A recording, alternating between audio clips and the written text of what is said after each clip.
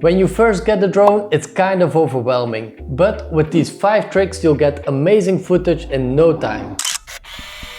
My name is Ruben and these are my 5 favorite drone moves.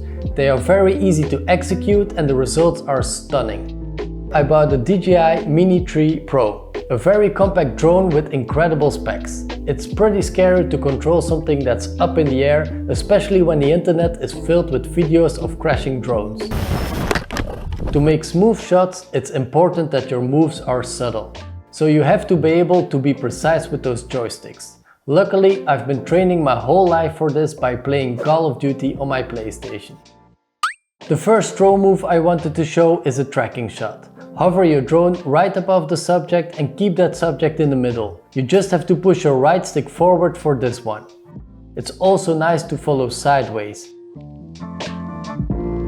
For the next shot we're going to fly upwards and keep our subject centered. First you need to frame the subject in the middle, push your left stick forward and slowly toggle the left dial to the left.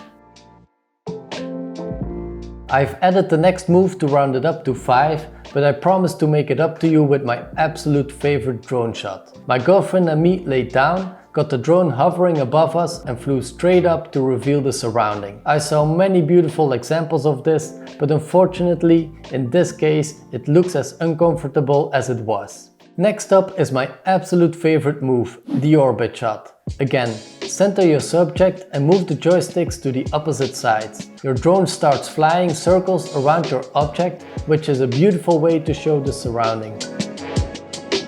And the last one is a reveal shot. This one is the most complicated, but it pays off to do it right. Get the object in the center, then pull the right joystick down while pushing the left one up. That way you're flying backwards while going up. If you slowly toggle the left dial to the left, the camera goes down a bit so it keeps your subject in frame. I tried that in this location, but it worked a bit better at the construction site I had to film. That's it for me. Subscribe for more videos like this.